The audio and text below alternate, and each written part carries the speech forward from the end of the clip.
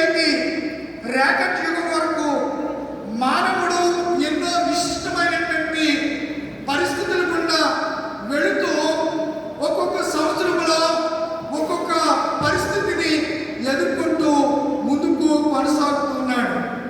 మీ అందరికీ తెలుసు, కరోనా అనే మహమ్మారి ప్రపంచాన్ని గగురుపాటుకు, ఉలికిపాటుకు, భయానికి, ఆందోళనకు గురి చేసింది. ఆనాటి పరిస్థితులు మరలా వస్తున్నాయా అనిపిస్తున్నటువంటి రీతిగా కరోనా మరలా స్టార్ట్ అయింది. కొన్ని ప్రాంతాలలో కరోనా మరణాలు సంభవిస్తూ ఉన్నాయి.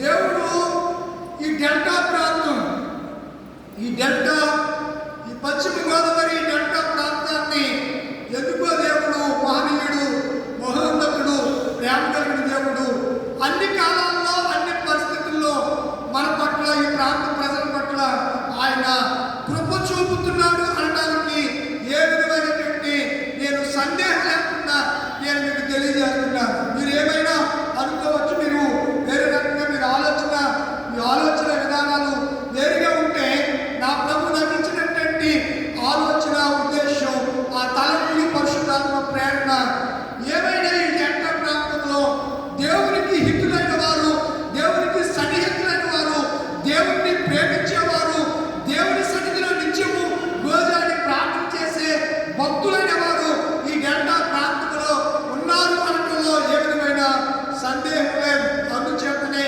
అన్ని కాలంలో, అన్ని పరిస్థితుల్లో దేవుడు ఈ ప్రాంత ప్రజలైన మనల్ని ఆయన తన దయగలిగినటువంటి హస్తాల్లో మనం ఏం చేస్తున్నాడు, భద్రపరుస్తూ ఉన్నాడు. తన రెక్కల నీడలో మనకి ఆశ్రయాన్ని, దేవుడు మనకు ఆశ్రయముడు, దుర్గమునై ఉన్నాడు. ఆపత్కాలంలో ఆయన నమ్ముకొనదగిన సహాయకుడని నేను మీకు తెలియజేస్తున్నాను. తల వంచుతారా, కళ్ళు మూసుకుంటారా, చిన్న ప్రార్థన చేసుకుంటాను. ప్రేమ తండ్రి, పరిశుద్ధుడైన ప్రభువా, గత మాసం అంతయు మమ్మల్ని మీరు కాచి కాపాడారు. మరొక 6 నెలలో సంవత్సరంలో అర్ధభాగం గడిచిపోయింది ప్రభా. అర్ధభాగంలో నెలలో మేము ఉన్నాం. 6వ నెలలోనికి, 6వ మాసంలోనికి, జూన్ మాసంలోనికి మేము వచ్చాం. ప్రత్యేకతను ఈ జూన్ నెలలో మొదటి ఆదివారం, 6వ తర్వాతి ఆదివారం, జూన్ నెలకు మొదటి ఆదివారం పునరుద్ధాన దినం. మేమందరము ఎమ్మిపాలె బలపూడి సంఘంలో అనేక ఏళ్ల నుంచి బిడ్డలు సంఘాన్ని ప్రేమిస్తూ, సంఘంతో సహవాసం కలిగి, నీతో ఐక్యం కలిగి, నిన్ను ఆరాధిస్తూ, నిన్ను స్తుతిస్తూ, నిన్ను మహిమపరుస్తూ, నిన్ను గణపరుస్తూ ఆధ్యాత్మిక బిడ్డలు వర్ధిల్లుతున్న కొలది అపారమైన కృప బిడ్డలు కనపరుస్తూ ఉన్నారు. తండ్రి వందనాలు, స్తోత్రాలు. అదే వేలు, అదే కృపలు మరలా మాకు ఒక నూతన మాసాన్ని ఇచ్చారు. నూతన మాసంలో మొదటి రోజు 20 వరకు నీ సన్నిధిలో పాటలతో నిన్ను స్తుతించాం, ఆత్మతో నిన్ను ఆరాధించాం, సత్యవాక్యాన్ని చదువుకున్నాం. నీ వాక్యాన్ని ధ్యానిస్తూ ఉండగా అపారమైన పరిశుద్ధాత్మ అభిషేకాన్ని ఒక్కొక్కరిపై ప్రోక్షించండి ప్రభువా. నువ్వు హృదయం తెరిచినట్లుగా ఈ బిడ్డల హృదయాలు మీరు తెరవండి ప్రభువా. నీ వందనాలు, స్తుతులు, స్తోత్రాలు. కేవలం మీరు వారి మటుకే కాకుండా వాటిని విని గ్రహించి నూరంతల ఫలములు ఫలించే బిడ్డలుగా బిడ్డలందరినీ సిద్ధపరచమని యేసు నామములో అడుగుచున్నాను పరమ తండ్రి. ఆమేన్. మంచిదండి. 10 నిమిషాలు దేవుని వాక్యాన్ని ధ్యానం చేద్దాం. ఈరోజు మనము చదువుకున్నటువంటి లేఖనాలని పరిశీలన చేస్తే, పేతురు గారు రాసినటువంటి మొదటి పత్రిక, పేతురు రాసిన మొదటి పత్రిక 4వ అధ్యాయము 7వ వచనం నుంచి 11వ వచనం వరకు. అమ్మా కంగారు పడకరా, చెప్తాను. పేతురు రాసినటువంటి నేపథ్యాన్ని మీకు జ్ఞాపకం చేస్తాను. ఇది క్రీస్తు శకం 65లో రాశాడు. ఇప్పుడు క్రీస్తు పుట్టిన తర్వాత 65 సంవత్సరాలకి అపోస్తులైన పేతురు, యేసు ప్రభు వారి శిష్యుడైనటువంటి పేతురు, శిష్యుల్లో ప్రథమ స్థానంలో నిలిచిన పేతుడు, శిష్యుల్లో మొదటి స్థానంలో ఉన్నటువంటి పేతురు ఈ పత్రిక రాశాడు. ఈ పత్రిక రాసిన పేతురు గారికి యేసుతో ఉన్నప్పుడు చదువు సంధ్యలు లేవు. చదువు రాని వాడు ఎవరు? శిష్యుల్లో చాలామంది ఎంతో కొంత కనీసం చదువున్నారు, కానీ పేతురు విద్య లేని పామరుడు. ఏ పామరుడు అంట? పామరుడు. పండితుడు కాదు. పండితుడు అంటే చదువుకున్నవాడు, పామరుడు అంటే చదువుకున్నవాడు. అర్థమవుతుందా? ఈ పామరుడైనటువంటి పేతురు క్రీస్తు 31లో ఆయన ఆరోహణమయ్యి పరలోకానికి వెళ్ళిపోయాడు.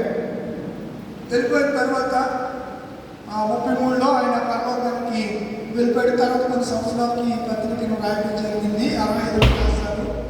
పేతురు అంటే రాయి. దీన్ని పెట్రోస్ అంటారు. అరామియా పదంలో పెట్రోస్ అనే పదాన్ని దీనికి వాడు మనం చూస్తూ ఉంటాము. ఇందులో మొదటి పత్రికలో 5 అధ్యాయాలు ఉన్నాయి. ఎన్ని అధ్యాయాలు ఉన్నాయి? 5. ఎన్ని వచనాలు ఉన్నాయి? 100 లెక్కేసావా? నాకు 104 వస్తున్నాయి. మీకు 108 4 ఎక్స్ట్రా చెప్పావు. నాకు లెక్కట్లేదు. 104 వచ్చినారు. నాకు లెక్క పెట్టుకోండి. మొదటి అధ్యాయంలో ఎన్ని ఉన్నాయి? 24. రెండో అధ్యాయంలో 25. మూడో అధ్యాయంలో 22. నాలుగో అధ్యాయంలో 19. ఐదో అధ్యాయంలో 14. టోటల్ 104. మెడికల్ వ్యాన్ నేను 104 అంటే 104 అంటే మెడికల్ వ్యాన్ అనుకుంటున్నారా? వస్తుందా? మీరు వస్తుందా? బీపీకి షుగర్కి ట్యాబ్లెట్ ఇస్తున్నారా? ఇస్తున్నారు కదా, ఇవ్వట్లేదా? 104. ఆ 104 కాదండి, ఈ అధ్యాయంలో ఉన్నటువంటి టోటల్ వచనాలు 104 అని నేను జ్ఞాపకం చేస్తున్నాను. ఈ పత్రికను అపోస్తలుడైనటువంటి పౌలు 5 దేశాల్లో ఉన్న వాళ్ళకి రాస్తున్నాడు. ఎన్ని దేశాలు? ఎక్కడున్నాయి 5 దేశాలలోని? మొదటి అధ్యాయము 2వ మొదటి అధ్యాయం పక్కన వచ్చిన యేసుక్రీస్తు అపోస్తలుడైన పేతురు తండ్రి అయిన దేవుని భవిష్యత్ జ్ఞానమును బట్టి ఆత్మవలన పరిశుద్ధాత్మ పొందిన వారే విధేయులకు యేసుక్రీస్తు రక్తం వలన ప్రోక్షించబడి బడుటకును ఏర్పరచబడిన వారికి అనగా ఆ ఏర్పరచబడిన వారు ఎక్కడెక్కడ ఉన్నారు అనగా పొంతు, గలతియా, 3 కపదోకియా, 4 ఆసియా, 5 బితూనియా అను దేశములయందు చెదిరిన వారిలో చేరిన యాత్రికులకు శుభమని చెప్పి వ్రాయినది కృపయు సమాధానము మీకు విస్తరించుగాక. ఆమేన్. చెప్పండి. నోట్లు మట్టి పట్ట గట్టిగా చెప్పండి. ఆమేన్. కృపయు సమాధానము మీకు విస్తరించుగాక. ఒక ఆసియా ఖండములో గలలియా రాష్ట్రానికి సంబంధించిన వ్యక్తి ఎవరు? పేతురు. ఇప్పుడు ఎన్ని దేశాల వారికి ఉత్తరం రాస్తున్నాడు? 5 దేశాల్లో ఉన్నటువంటి దేవుని ప్రజలు, క్రీస్తు రక్తములో ప్రోక్షించబడిన వారు, ఏర్పరచబడిన వారికి శుభాలు చెప్పి వ్రాస్తూ ఉన్నాడు. వ్రాస్తూ చాలా సంగతులు చెప్తున్నాడు. ఇది ఏ ఆదివారం? ఆరోహణ తరువాతి ఆదివారం. ఆరోహణం అయిపోయింది. మొన్నటి దినాన్న ఆరోహణం జరిగింది. యేసు ప్రభు చనిపోయి తిరిగి లేచిన తర్వాత ఎన్ని దినాలు భూమి మీద ప్రత్యక్షమయ్యాడు? రాత్రి సామాన్ రాజు గారు చెప్పాడు. ఆయన అప్పుడే మర్చిపోతే ఏమగా? ఎన్ని దినాలు మరే ఉన్నాయి కదా. నోరు తెరవండి. నీ నోరు బాగుగా తెరవము, రహస్యంతో నేను దానిని నింపెదము, నీ పెదవుల మీద దయారసము పోయబడును. ప్రహర్షించండి, దేవుని సన్నిధిలో మనము చాలా మెలకుగా ఉండాలన్నాడు. ఎవరు? ఎందుకంటే ఒకప్పుడు ఆయన మెలకు లేకుండా ఆదివాసం ఎత్తుకుపోయినాడు. ఎవరు? పేతురు గారు. ఈ ఆరోహణము ఆదివారం మరి వాళ్ళ ఆరోహణం అనగా క్రింద నుండి పైకి వెళ్ళుట. మీరు మ్యాథ్స్ సబ్జెక్టులో డిజిట్స్ ఉంటాయి. డిజిట్స్ చిన్న సంఖ్యల నుండి పెద్ద సంఖ్యకు వెళ్ళటం గణిత శాస్త్రంలో మనం చూస్తూ ఉంటాం. గణిత శాస్త్ర పితామహుడు ఎవరు? చదువుకున్న వాళ్ళు చెప్పండి. BEd student. హలో, గణిత శాస్త్ర పిత. ప్రతి శాస్త్రానికి ఒక పితామహుడు ఉన్నాడు. బైబిల్ రాయించిన దానికి మూలకర్త ఎవరు? దేవుడు, పరిశుద్ధాత్ముడు. అలా ఏదైనా ఒక శాస్త్రం ప్రపంచంలో పుట్టి ప్రజల మధ్య బాధ్యతలోకి వచ్చిందంటే దాని గ్రంథకర్త రచయిత ఎవరు ఉంటాడు కదా. ఇవాళ మనం ఉన్నామంటే ఎవరుంటే మనం ఉన్నాం చెప్పండిరా. దేవుడు కలిగి ఉన్నది ఏదియో ఆయన ఉన్నాడు కనుక మనం ఉన్నాం. ఆయన లేకపోతే ఆయన జీవిస్తున్నాడు కనుక మనం కూడా జీవిస్తున్నాం. ఆయన సజీవుడు కనుక మనం కూడా చనిపోయిన సజీవంగా ప్రభు సన్నిధిలో ఉంటాము. అర్థమవుతుంది కదా మీకు? గణిత శాస్త్ర పితామహుడు ఎవరని అడిగాడు. ఆటోమేటిక్. ఇంకొక ఆయన ఉన్నాడు, బేసి పాస్కల్. ఇద్దరు గణిత శాస్త్రానికి పితామహులుగా చరిత్ర పుటల్లో వారు లెక్కించబడ్డారు. ఈ ఆరోహణము అంటే కింద నుంచి పైకి వెళ్ళటం. పైకి వెళ్ళటం ఇప్పుడు 2 నెలలు ఎంత? 6. అలా క్రింది సంఖ్య నుంచి చిన్న సంఖ్య నుంచి పెద్ద సంఖ్యకు మారటం, ఎగబాగటం. ఏమంటుందండి? ఎగబాగటం, పైకి వెళ్ళటం. ఆరోహణం అనగా యేసు ప్రభు వారు 40 దినాలు ఆయన ప్రత్యక్షమై 40వ దినాన్న ఆయన ఏమయ్యాడంట? ఆరోహణమయ్యాడు. ఎక్కడి నుంచి ఆరోహణమయ్యాడు? ఎక్కడి నుంచి ఆరోహణమైపోయాడు ఆయన? చెప్పాలి. మార్కు సువార్త 19లో ఉంటుంది. 40 దినాలు ఆయన ఉన్నాడు. ఆయన ఆ 40 దినాల్లో 11 మార్లు ప్రత్యక్షమయ్యాడు. 11 మార్లలో ఎన్ని వందల మంది ప్రత్యక్షమయ్యాడు? 500 మందికి ప్రత్యక్షమయ్యాడు. ఈయన చెప్తున్నాడు, మీరు ఎప్పుడు ఇచ్చో మీకు ఎంత బాధ వచ్చాదో మళ్ళీ అన్నీ తెలిసినట్టు మళ్ళీ యాక్టింగ్ ఒకటే, బిల్డప్ ఒకటే. చెప్పండి, నోరు తెలిసి తెలిసి చెప్పడానికి ఏమయ్యో అది ఎలా ఎక్కడుంది? ఎక్కడుంది? అలాగా 500 మంది కంటే కొరింథీయులకు రాసినటువంటి మొదటి పత్రిక 15వ అధ్యాయంలో అపోస్తలుడైన పౌలు ఈ విషయాలన్నీ చెప్పాడు. ఆరోహణం పైకి అది వెళ్ళిపోయేటప్పుడు 11 రోజుల్లో మీకు తెలిసిన పాట ఉంది. పదను కొండు మారులు వారలకు ప్రత్యక్ష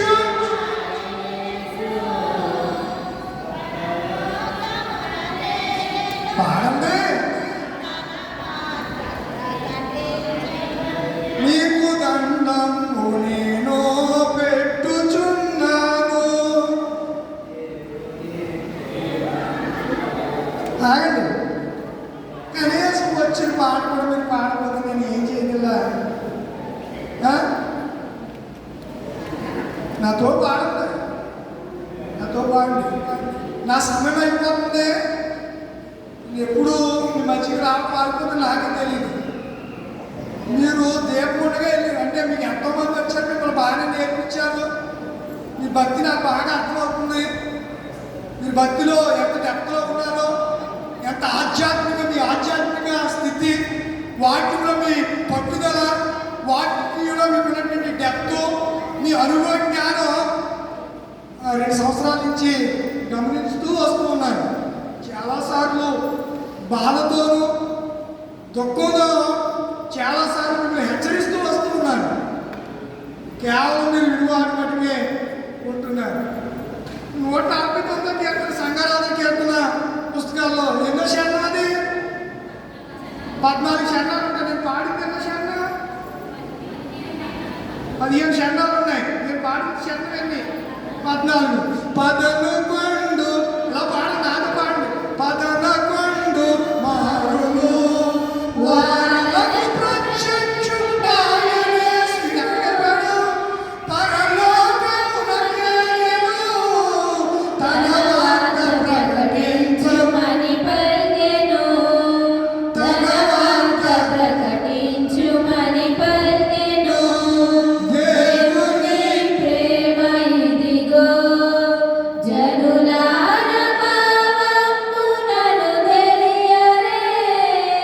కేవలము నమ్ముకొనినా పరలోక జీవము మనకగును.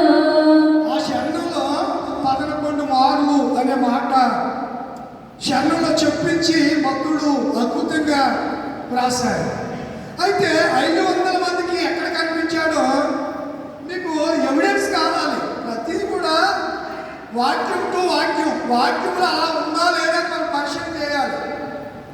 బెరయా సంఘస్థులు ఏం చేసేవారంట చెప్పాలలా? ఏం చేసేవారు? పౌలు శీల చెప్పు సంగతులు అలాగే ఉన్నావో లేవని వాక్యాన్ని పరిశీలన చేస్తూ ఉండేవారట. చూడండి, ఈ కొరింథీయులకు రాసినటువంటి మొదటి పత్రిక 15వ అధ్యాయంలో చూడండి 6వ వచనం. అటు పిమ్మట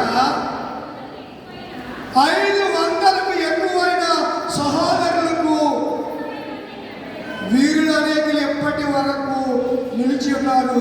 ఈ 500 మందిలో కొంతమంది ప్రభు సన్నిధిలో నిద్రించుచున్నారు. ఎంతమందికి కనపడ్డాడంట? 11 రోజుల్లో శిష్యులకు కాకుండానే ఒకేసారి 500 మందికి కనిపించాడు. యేసు పొందిన గాయాలన్నీ తెగపాడారు. ఇంట్లో 5 చాలు. మీకు జ్ఞాపకం చేస్తాక తట్లు చెప్పామని. ఎన్ని వందల మందికి? 500 మందికి ఒకసారి కనబడి ఆయన ఏమయ్యాడంట? ఆరోహణుడు. ఆయన ఏమయ్యాడు? ఆరోహణం. ఎక్కడికి ఆరోహణ అయ్యాడు? చూడండి, ఎక్కడికి ఆరోహణ అయ్యాడు? ఒక మాట మీకు జ్ఞాపకం చేస్తాను. అపోస్తుల కార్యగ్రంథము మొదటి అధ్యాయం 3వ వచనం. అపోస్తుల కార్యగ్రంథం మొదటి అధ్యాయం 3వ వచనం. ఆయన శ్రమ పడిన తరువాత ఎన్ని దినాలు?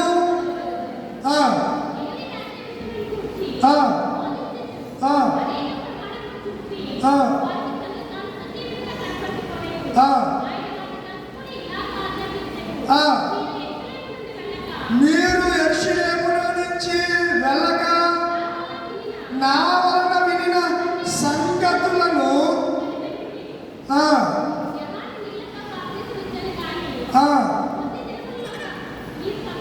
మీరు పరిశుద్ధాత్మలో బాప్తిసం పొందుతారు అని మాటలన్నీ ఆయన చెప్తూ ఉండగానే ఆయన 12వ వచనం. అప్పుడు వారు ఒలీవల మనబడిన కొండ నుండి యెరూషలేమునకు తిరిగి వెళ్ళిన మాట చదివే ముందు 11వ వచనం. గలిలయ మనుషులారా, మీరెందుకు నిలిచి ఆకాశం వైపు చూచు? మీ అందరి నుండి పరలోకమునకు చేర్చుకుని యేసే ఏ రీతిగా పరలోకమునకు వెళ్ళటం మీరు చూచుతురో అదే రీతిగా ఆయన తిరిగి వచ్చినని వారితో చెప్పాను. మీకు ఇంకా అర్థం అవ్వాలంటే 9వ వచనం కూడా చూసుకోండి. ఈ మాటలు చెప్పి వారు చూచుచుండగా ఆయన ఆరోహణ మాయను. అప్పుడు వారి కన్నులకు కనబడకుండా ఒక మేఘము ఆయనను కొనిపోయెను. ఏం కొనిపోయిందంట? మేఘం. ఎక్కడికి కొనిపోయింది? పైకి ఆరోహణ అయిపోయాడు ఆయన. వాళ్ళందరూ చూస్తున్నారని అర్థం ఉంటాయి. పైకి వెళ్తుంటే అందరూ చూశారు. ఇలా ఆయన ఆరోహణ అయిపోయాడు. ఇప్పుడు పేతురు గారు అంటారు పేతురు ఒకప్పుడు ఎలాంటి చెప్పండి ఒక ఉదాహరణ చెప్పండి. తోటలో ఏం చేశాడు చెప్పండి. కత్తించుకుని ఏం చేశాడు చెప్పండి. కొన్ని ఇంటికి ఇచ్చినా చెప్పలేకపోతే మిమ్మల్ని ఎవరు భగవంతుడు కూడా ఏం చేయలేడు. అంటే ఆ కత్తి ఉండాలి కానీ ఏదైనా చేశాడు పేతురు గారు. అంత విపరీతమైనటువంటి మనసు కలిగిన వాడు. రాడికల్స్ విప్లవాత్మకమైనటువంటి విలక్షణమైనటువంటి మనసు కలిగిన వాడు. ఇంకా దుడుకోడు. అందుకే పేతురుతో యేసుప్రభు అన్నాడు, కత్తి ఎందుకు వచ్చిందని అడగలేదు, కత్తి వరలో పెట్టి అన్నాడు. అర్థమవుతుందా మీకు? అర్థమైన సార్ రామని చెప్పండి. నువ్వు ఏసై ఏమన్నాడు? పేతురు అలా తోటలో కత్తి ఎత్తి కట్టుకొచ్చావా, నేను ఎవరు తెమ్మన్నాడు అని అనాలి. అనుకోకుండా ఏసై ఏమన్నాడు? కత్తిని వరలో పెట్టి ఎక్కడ ఉంచాలో అక్కడ ఉంచు, వరలో పెట్టు. తీసేమంటే యేసు ప్రభువుకి ఎదురు తిరుగుతాడు. అలాంటి మనసు కలుగుతాడు. ఎవరు? పేతురు. అలాంటి పేతురు అంటాడు పేతురు రాసిన పత్రికలో అన్నిటి అంతము 7వ వచనం 4వ అధ్యాయము ఏ సమీపమైందంట? అంతం అంట. ఎవరికి అంతం? పర్టికులర్గా వీళ్ళకి అంతం అని చెప్పాడా? అన్నిటి అంతం. ఏ అంతము? అన్నిటికీ క్లోజ్ అయ్యే దినాలు దగ్గర పడుతూ ఉన్నాయి. ప్రచండ వేగంతో పంచభూతాలు లైవ్ అయిపోయే దినాలు దగ్గర పడుతూ ఉన్నాయి. నోవాహు దినాలు వలె జల ప్రళయానికి గురవబోతున్న దినాలు దగ్గర పడుతూ ఉన్నాయి. సొదొమ పట్టణాన్ని అగ్ని గంధకాలు ఆకాశం నుంచి ఏ రీతిగా అయితే దిగి వచ్చి సొదొమ పట్టణాన్ని తగులుబడిపోయిందో అలాంటి దినాలు దగ్గర పడుతూ ఉన్నాయి. కక్షలు కార్పణ్యాలు విస్తరించిపోతూ ఉన్నాయి. ప్రేమ చల్లారిపోయింది. అక్రమము విస్తరించిపోయింది. ఈ అన్నిటికీ కారకుడు ఎవరని చెప్పారంటే అపవాది అన్నాడు. ఏమన్నాడు? ఎవరంట? అపవాది గర్జించు సింహం వలె ఎవరిని మింగుడునా అని దేవుడు ఆడుతున్నాడా? తిరుగులాడుతున్నాడంట. ఏం చేస్తున్నాడు? తిరుగులాడుతూ ఉన్నాడంట. ఎవరు? అందుకని మనల్ని ఏమై ఉండమన్నాడు? పేతురు రాసిన మొదటి పత్రిక 4వ అధ్యాయం 7వ వచనంలో మీరు చదవండి. అన్నిటి అంతము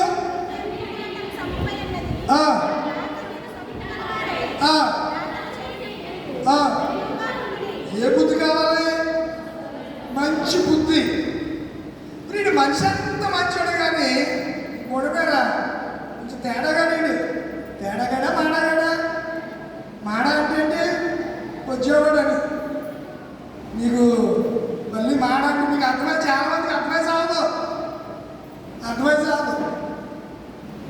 మాడ అంటే వచ్చేవాడు అని. ఇక్కడ ఏమంటున్నాడు? అన్నింటి అంతము. అందుకని మీరు ఎలా ఉండాలి? ఏ బుద్ధి కలిగి? స్వస్థ బుద్ధి కలిగి తెలిసి ప్రార్థన చేయడానికి ఎలా ఉండాలి? ఎందుకంటే ఒకసారి యేసుప్రభు శిష్యుల్ని ముగ్గురిని తీసుకుని వెళ్ళాడు. ఎవరెవరిని? పేతురు, యోహాను, ఆంద్రేయ తీసుకెళ్తే పేతురు గారు ఆంద్రేయ మొత్తం ముగ్గురు కూడా ఏం చేశారు? నిద్రపోయాడు. యేసయ్య వచ్చి ఏమన్నాడు? మరి ఒక్క నిమిషం కూడా దొరికి ప్రార్థన చేయలేదు పేతురా, మిమ్మల్ని ఎందుకు తీసుకొచ్చాడు ఇక్కడికి? నా కూడా మిమ్మల్ని అమ్మి ఇలా చేస్తుంటే ఏంటి మీరు ఎలా నిద్రపోతారు? నా ప్రాణం మరణమంతా దుఃఖంలో మునిగిపోయింది. ఇది ఆయన చిత్తం నెరవేర్చడానికి నేను సిద్ధపడుతున్నాను. నా ముందు ఒక పాత్ర ఉంది. నీకు ఎలా నిద్రపడుతుందిరా? నెలుగురు వాడిని ప్రార్థన చేయాలంటే పేతురు ఏం చేశాడు? అక్కడ నిద్రపోయాడు. సరిలే కదండి, రాత్రి పాస్టర్ గారు చదివించారు. కొండ మీదకి తీసుకెళ్ళాడు. కొండ మీద కూడా వెళ్ళిపోయి నిద్రపోతున్నాడు. రూపాంతరం కొండ మీద. ఎవరు? పేతురు.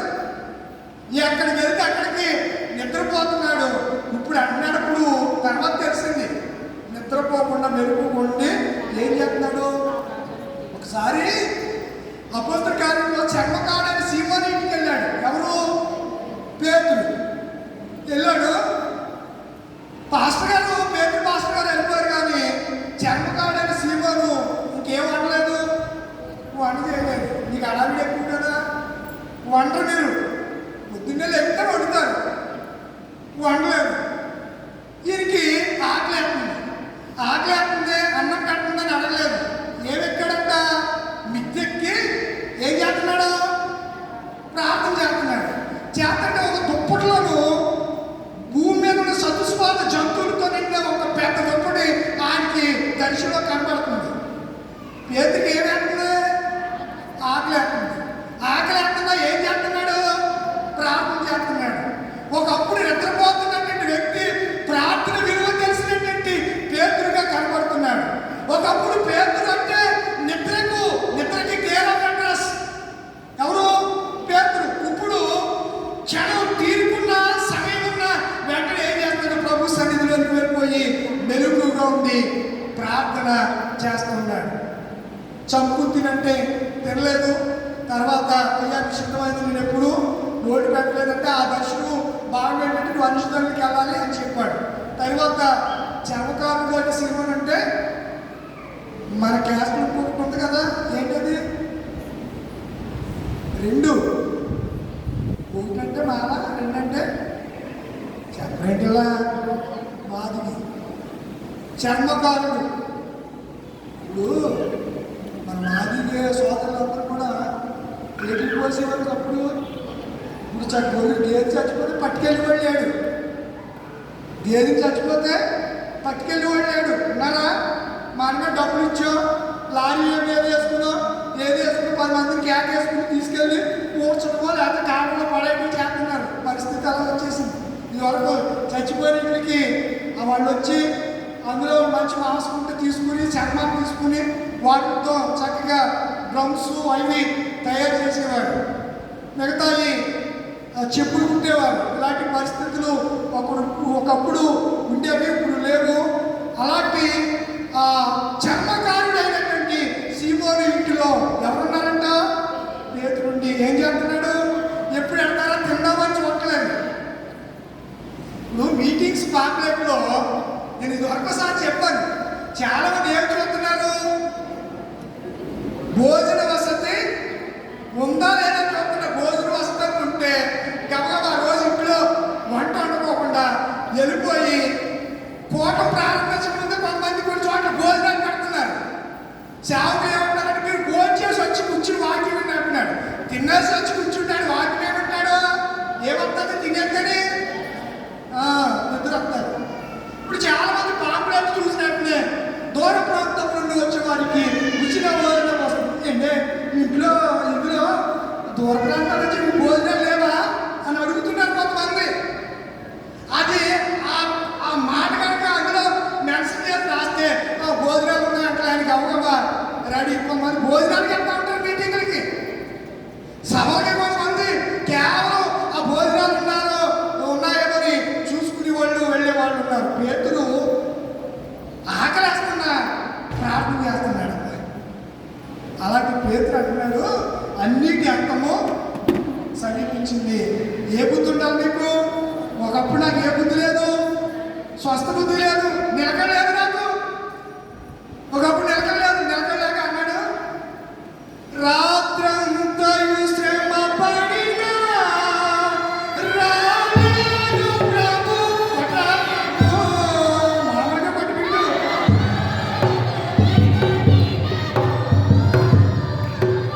మర్చిపోయాడు. 2 వారాలు ఆగండి మీరు, 2 వారాలు ఇటు కాంక మీద చేతులు వేయకపోయేసరికి ఇటు మర్చిపోయాడు. చూసారు, నేనేం చేయాలి? తోలు తీశారు కదండి. 2 వారాలు మందిరం మొత్తం మానేస్తే ఇటు కాంక కొత్త మర్చిపోయాడు, గిట్టు మర్చిపోయాడా? మరి మండపమే నిన్నేమో అందులో ఆ సంగతి గారిని ఆయన ఏమో నువ్వు హెచ్చించేస్తారు, పోగేస్తారు, వాడు చూడండి నువ్వు ఎలా కొడుతున్నాడు, మరి సిగ్గేస్తున్నాడు నాకు. రాత్రంతయు శ్రమ పడినా రాలేదు ప్రభు జయము, రహదారులన్నీ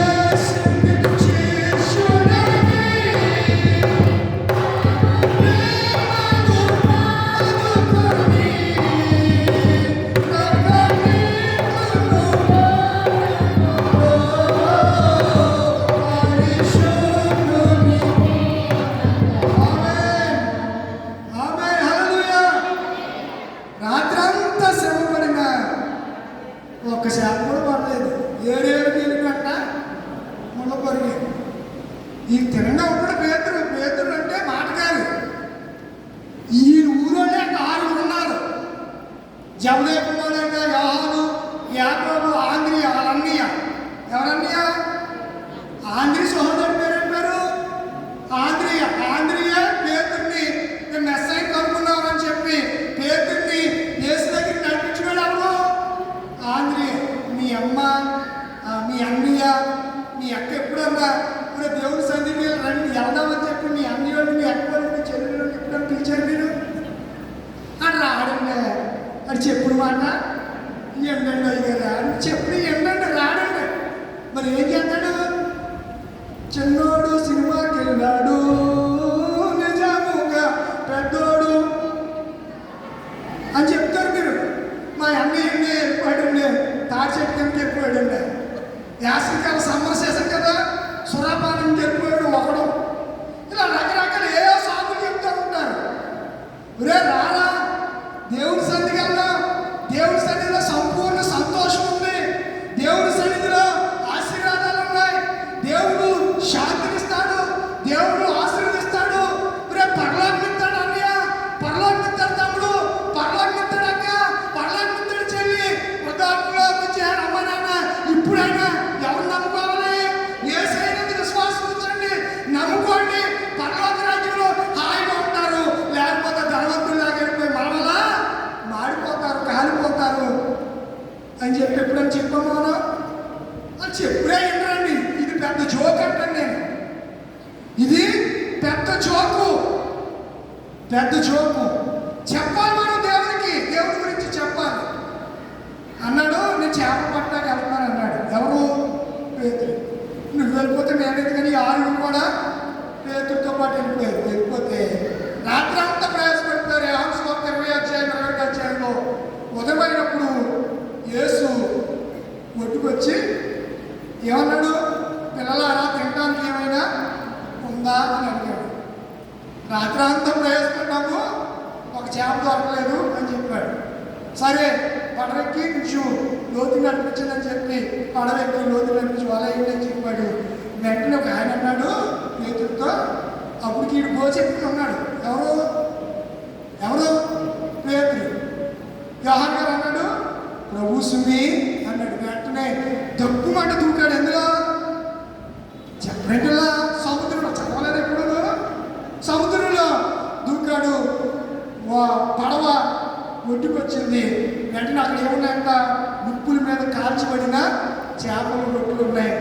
ఆయన రొట్టె విరిచి వారికి ఇవ్వగానే వారి మనోనేత్రాలు తెరుగుపడ్డాయి.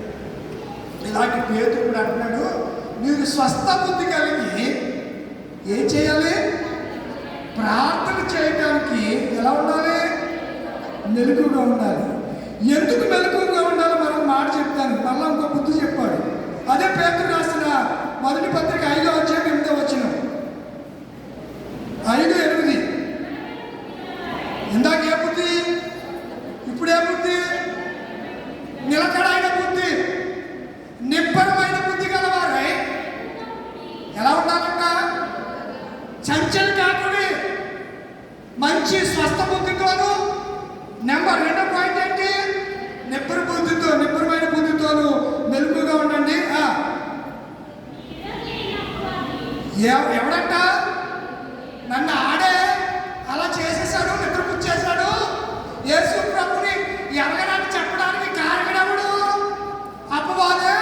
అందుకని నీ విరోధి అయిన అపవాది ఎలా సింహమంట? యోధా స్తుతి గోత్రపు సింహమా యేసయ్యా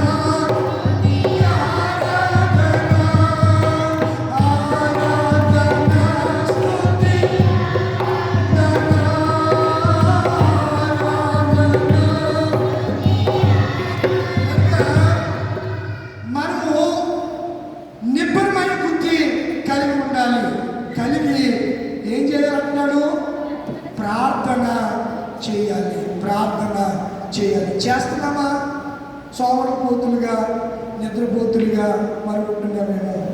ఆయన ఆరోహుడైపోయాడు, అన్నింటి అంత సమీపిస్తుంది. ఇదిగో ఆయన మేఘారూఢుడే, ఆయన త్వరగా రాబోతుంది. అన్నిటికీ అంతము సమీపించింది కనుక 8వ వచనం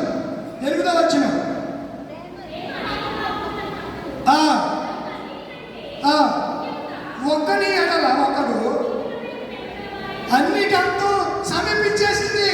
దానికి మీరు ఎలా ఉండాలి? ఒకడి యందు ఒకడంటే ఒకడు కక్షలు కార్పణ్యాలు పెట్టేసుకుంటున్నారండి. ప్రేమ లేదు తను అన్నిటంతో సమీపించేసింది. సహోదరులారా, ప్రేమ కలిగి ఉండండి అంటున్నాడు. రెండవది ఏమంటున్నాడంటే, ఒకని ఎడల ఒకడు ఆతిథ్యము చేయుడి. ఏం చేయాలి? ఆతిథ్యం అంటే సేవకుడు కానీ ఎవరన్నా దూరం నుంచి వచ్చినప్పుడు కనీసం వచ్చిన వాళ్ళకి ఏమనాలి? కాలు కడుక్కోండి అని చెప్పి మంచి. ఇప్పుడు ఈ తల్లులు పిల్లలకి చెప్తే, అమ్మ వచ్చాను నేను మమ్మీ నేను ఇవ్వలేను. మమ్మీ అంటే శవ అని అర్థం. ఈజిప్ట్లో శవాలు ఏమని పిలుస్తారమ్మా? స్టూడెంట్ మమ్మీ అంటే చచ్చిపోయిన శవాన్ని ఏమంటారు? మమ్మీలు. అందుకే అమ్మని మమ్మీ అంటే ఏమనాలి? అమ్మ అని పిలవండి. అమ్మ అనే మాటలో ఉన్న కమ్మదనం మరి ఎందులోనూ ఉండదు. నాన్నని పిలవండి. డాడీ యొక్క మానండి. ఏ డాడీ? ఇది వరకు గేదె తోలుకెళ్ళి కారు రోడ్డు మీద డాడీ అంటే ఆడేవాళ్ళు. 12 కాయలు 8 కాయలు 6 వాటితో డాడీ తీసి పెట్టేవాళ్ళు, ఆడేవాళ్ళు. మీరేమో అట్టాసెమ్మ ఆడేవాళ్ళు. మీరు బాగా ఆడతారు అట్టాసెమ్మ. ఇది వరకు అయ్యే పనులు కదా అట్టాసెమ్మ. ఇంకా చిన్నప్పుడు దూదముల దుక్కుడు బిళ్ళ తెలుసా మీకు? తెలీదా? ఇలా మట్టిని ఇలా పెట్టి ఒక పొలం తీసుకుని ఇలా పెట్టి ఇలా చేసి ఇలా వేస్తే అది ఎక్కడుందో అని ఎత్తుకు తీయాలి. దాన్ని ఎవరు దూదముల అంటే పెద్దగా మీకు తెలిసే ఆట తెలీదా? మీరు ఇండియాలో పుట్టలేదులే. మరి గోళీలాట తెలుసా? గోళీలాట కూడా తెలీదా? మీరు ఆడేదంటే ఆడడం మీకు తెలుసు అంటున్నారు. మీరు ఆడారేమో. ఏమో నేను గోళీలు తీసుకుని ఇలా కన్యలు వేసి ఒక కొత్త కుమారుడు దాన్ని అలా కొట్టుకెళ్తే అది ఎక్కడికి వెళ్ళిపోతే అక్కడి నుంచి ఆడ ఏం చేయాలి? కుట్టుకుంటే ఎక్కడ రావాలి? ఇక్కడికి రావాలి. బూట బెల్ల ఉండేది. ఆ బూట బెల్ల ఎలా కొట్టి ఆడు క్యాచ్ పట్టుకుంటే అదే క్రికెట్ ఆడాలి. రాను ఇప్పుడు ప్రాచుర్యంలోకి వచ్చింది అంటే ఒకవేళ ఇలా పెట్టి ఇలా కూడితే ఆ బెల్లని వాడు క్యాచ్ పడితే ఏంటి? అవుట్ అయిపోయినట్టు లెక్క. అవుట్ అవ్వలేదంటే ఆ బెల్లని ఏం చేస్తాడు చెప్పండి? ఇలా ఇస్తున్నాడు. వీడు ఈ కర్రతో ఇలా కొడతావాడు. కొట్టిన తర్వాత ఈ కర్రకి దానికి డిస్టెన్స్ ఈ బిళ్ళ దగ్గర తగలకపోతే అది అవుట్ కానట్టు. అప్పుడు అక్కడి నుంచి ఈ కొనని ఇలా కొడితే అది పైకి వేసింది. దాన్ని పెట్టి పెళ్ళి కొడతా ఉంటే అలా ఎంత ఉంటుంది. అది ఏమంటుంది? అప్పుడు ఆటలు బాగుంటాయండి. ఇప్పుడు ఏదైనా ఆట ఆడుకుంటే ఆడికి ఎవరితో కొట్టుకు చచ్చిపోతున్నారు. వాళ్ళు కొట్టేసుకుంటారు. ఇంకా మామూలుగా కాదు, జుట్టు పట్టేసుకుంటారు. అప్పుడు ఇలాంటి గొడవలు ఉండేవి కాదు. చక్కగా సరదాగా హ్యాపీ జాలీ. ఈ వేసవికాలం సెలవులు వచ్చినట్టే ఫుల్ ఎంజాయ్. కోతుకొమ్మచ్చాట, ఉయ్యాలవడం, ఎన్ని ఆటలు ఇవన్నీ అప్పుడు ఉండే. ఇవన్నీ కనుమరుగైపోయి ప్రజలు కూడా మారిపోయారు. ఇప్పుడు అవి చేయమని అర్థం. ఎందుకు విషయాలు చెప్తున్నానంటే ఇక్కడ అంటున్నాడు కదా, ఆతిథ్యము చేయ మరొకడు. ఇప్పుడు పిల్లలు నీళ్ళ బట్టే ఉంటారు. కొంతమంది సేవకుడు పిలుచుకుంటారు, కానికేవరు ఆతిథ్యం. మీ ఇంటికి వచ్చిన సేవకుడికి అలాంటి కానుక గురించి చెప్తున్నాడు, ఇంకివ్వట్లేదని ఇమ్మని చెప్తున్నాడు అనుకున్నారు కదా. ఆ మనసుతో ఆలోచించకండి. మీరు ఇచ్చిన దేవుడికి వందనాలు, మీకు వందనాలు, దేవుడికి స్తోత్రాలు. ఇవ్వకపోయినా మీకు వందనాలు, దేవుడికి స్తోత్రాలు. అర్థమవుతుందా? నేను పెద్దరాన్ని 12 సంవత్సరాలు ముగింపులోకి వచ్చేసాను. 12 సంవత్సరాలు పరిచయం చేసినట్టు ప్రతి యానివర్సరీకి మంచి కానుక బట్టలు పెడతా ఉండేవారు. శ్రమకాలంలో ఇంచుమించు 50,000 రూపాయలు పైన ఇచ్చివన్నారు. వాస్తవం. ఆ గుడి కట్టినాడు మీ వాళ్ళే కాబట్టి మీరు అడగండి ఇచ్చారా లేదా అని. అలా అయితే మేము ఇస్తున్నామండి అని మీరు అడగలరా అంటారు. ఇస్తున్నాయి కదండి మీరు మా సామర్థ్యం మంచిది. మీ సామర్థ్యం బట్టి మీరు ఇవ్వగలిగినంత ఇవ్వుతున్నారు. అందుకే మీకు ప్రత్యేకమైన వందనాలు. మీరు ఇవ్వట్లేదని నేను అంటలేదు, ఇస్తున్నారు. అయితే బైబిల్ రోజు అంత సమీపిస్తుంది. మీరు ఏం చేయాలంట? ఆతిథ్యం చేయాలి. ఇంకా లోపలికి అనలే చెప్తే మీరు కానుకల గురించి చెప్పారనుకుంటారు. మళ్ళీ లేకపోయింది. నాకెందుకు వచ్చి పోవడం ఇది? ఆతిథ్యం చేయ మరొద్దు అంటున్నాడు. ఎబ్రీ రాసిన పత్రిక 13:1 రోమ 12:13 ఒకడి ఎడల ఒకడు ఉపచారం చేసుకోండి. 3వది. 4వ పాయింట్ ఒకరినొకడు బోధించుకోండి. 5వ పాయింట్ ఒకరినొకడు మనసు కలిగి ఉండండి. 6వ పాయింట్ ఒకరినొకడు చేర్చుకోండి. 7 ఒకరినొకడు క్షమించుకోండి అనే విషయాలు పేతురు 7 నుంచి 11 వరకు 7 పాయింట్స్ అక్కడ మీరు ఇంటికి వెళ్ళిన తర్వాత మీరు చదవాలని నేను మనవి చేస్తూ ఉన్నాను. సువార్త పాఠంలో కూడా యేసు ప్రభు వారు ఏం చెప్తున్నాడంటే, ఆయన నేను వెళ్ళిపోతాను కనుక మీరు పరిశుద్ధాత్మ వరకు ఏం చేయాలి? కనిపెట్టాలి. పరిశుద్ధాత్మ వరకు కనిపెట్టాలి. అప్పుడు నేను మీకు ఇస్తానని చెప్పాడు. చివరిగా ఒక వచనాన్ని మీకు జ్ఞాపకం చేస్తాడు. యోహాను రాసిన మొదటి పత్రిక 2వ అధ్యాయము. సువార్త పాఠం గురించి వివరించడానికి సమయం లేదు. యోహాను రాసిన మొదటి పత్రిక 2వ అధ్యాయం 18వ వచనం. ఏ పిల్లలు? చిన్నపిల్లలు మీరే అమ్మా. మిమ్మల్ని ఏమంటున్నాడు ఆయన? చిన్నపిల్లలారా, చిల్డ్రన్స్, మై డియర్ చిల్డ్రన్స్, క్రీస్తు విరోధి వచ్చాడని.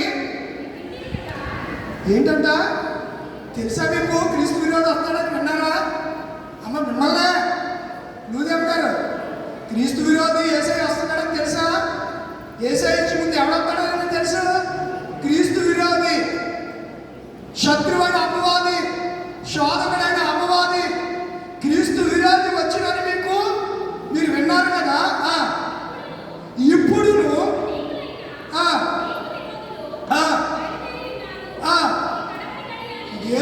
ఏ గడి అంట చెప్పరేంటిలా? కడవరి గడియా ఇది. ఏ గడియా? పేతురు గారు ఏమన్నాడు?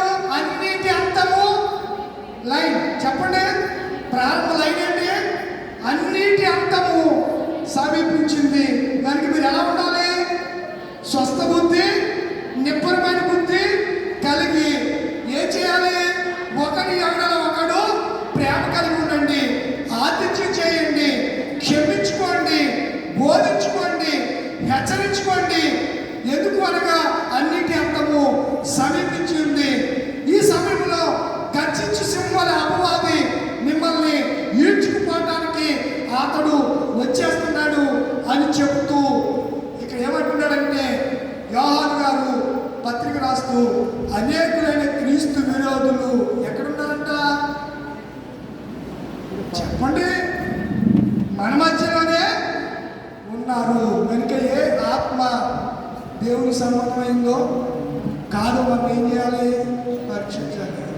అంటే జోసెఫ్ గారు, ఈసీసీ గారు, ఆవిడ నీ చెల్లే కదా అమ్మ, నువ్వే కదా నాకు మన కాలేజీలో కనపడింది. ఈ అమ్మాయి నువ్వే కదా నాకు కనపడింది. నువ్వేనా? Very good. అంటే నాకు కొంచెం ఐడెంటిఫికేషన్ జ్ఞాపకశక్తి తక్కువే. వాటి సంబంధించిన విషయాలు అంతగా గుర్తుండవు నాకు. దైవ సంబంధమైనటువంటి విషయాల్లో దేవుడు జ్ఞాపకశక్తి ఇస్తూ ఉంటాడు.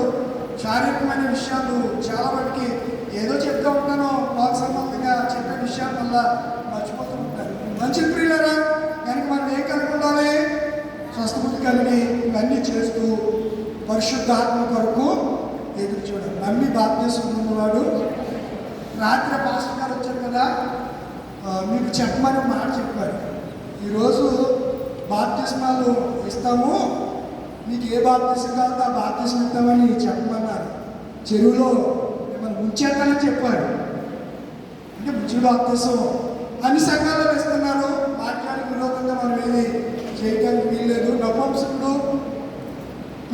కలిపి వెళ్తున్నారు రథం మీద వెళ్తుంటే యెషయా 23 అధ్యాయం గురించి చెప్పాడు. తీయవసరం బోధ చేయగానే అతడు యేసుక్రీస్తు గురించి తెలిసి నీళ్ళున్న చోటకి వచ్చిన వెంటనే రథం ఆపేసి నపుంసకుడు అంటాడు, రండి పిలుపు గారు, నాకు ఇద్దరు కలిపి ఎక్కడ దిగారు అంటే ఇప్పుడు గోధురన్ను పెద్దలు మీరు గమనించండి, గోధురన్ను చిలకరింపు అనుకుంటున్నారు. అది చిలకరింపు కాదు, ప్రోక్షణ. చిలకరింపు అంటే ఇది వరకు మనకి మట్టి గోళ్ళు ఉండి, ఏ గోళ్ళు?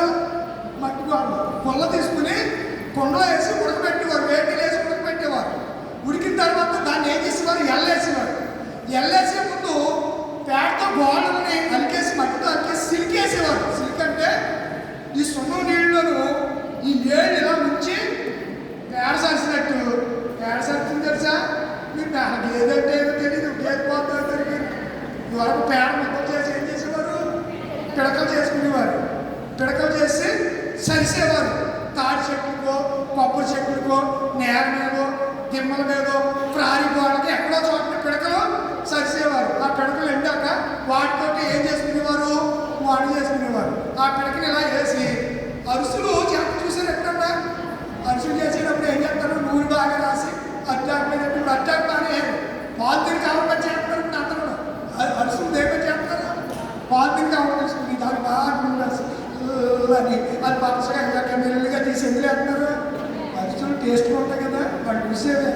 నాకు మొన్న ఎవరు పేరు వస్తారు కదా, జూలీ, ఆ సిస్టర్ అరుసులు ఇచ్చింది. అబ్బా చాలా అద్భుతంగా అరుసులు టేస్ట్ ఏమైనా ఇప్పుడు ఎందుకో ఇలా ఏంటమ్మా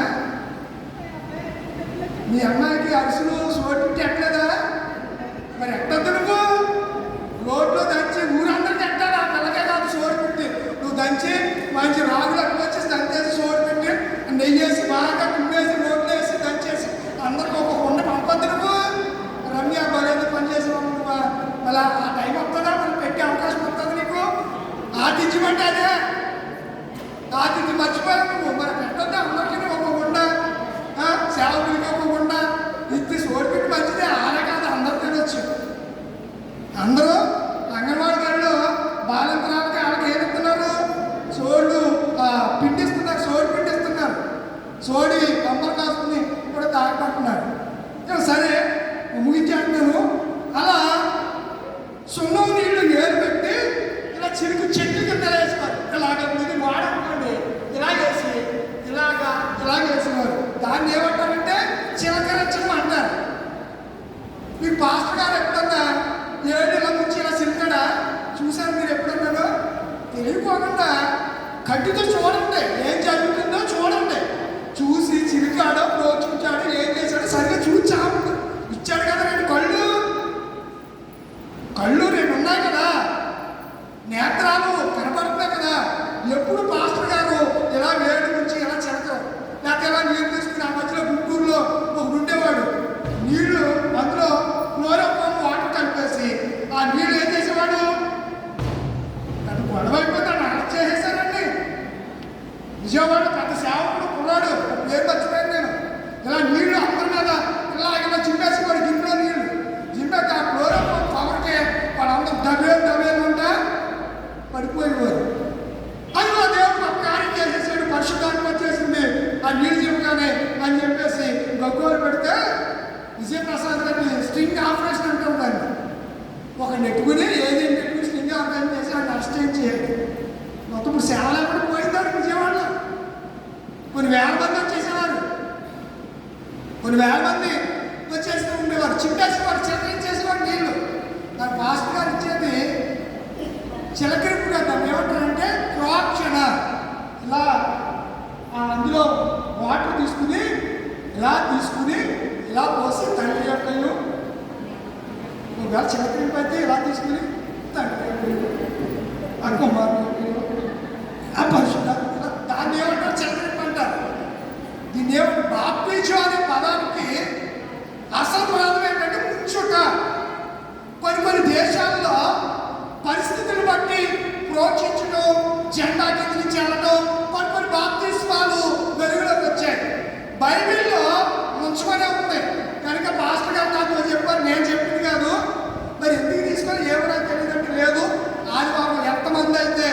మొన్న తీర్మానం చేసుకున్నారో వాళ్ళందరికీ నేను మధ్యాహ్నం నుంచి వచ్చి బాప్తిజం తన సంక్రాంతి కూడా చెప్పండి అయ్యారు అని చెప్పారు నాకు.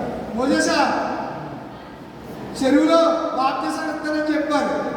అందుకని బాప్తిజం సిద్ధపడిన వాళ్ళు మధ్యాహ్నం ఏం తెచ్చుకోవాలి?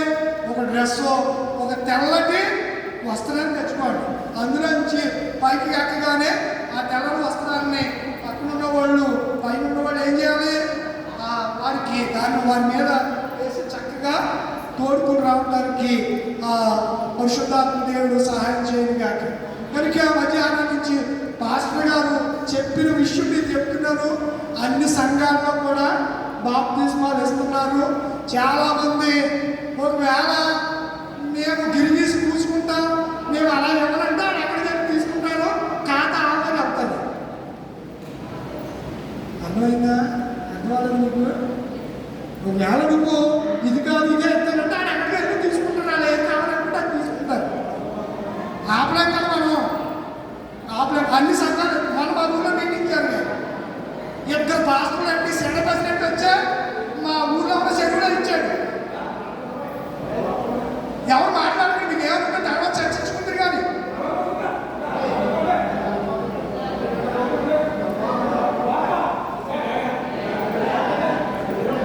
అవునే ఎవరు మాట్లాడద్దు. ఇది వాక్యం. మీకు ఏదైనా ఉంటే అభ్యంతరాలు ఉంటే తర్వాత మాట్లాడుకోండి.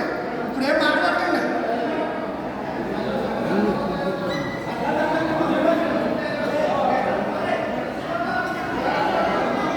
సమస్త జ్ఞానం ఇచ్చిన దేవుని సమానం యేసుక్రీస్తు వరకు దేవుడికి తలములు కావాలి కాక.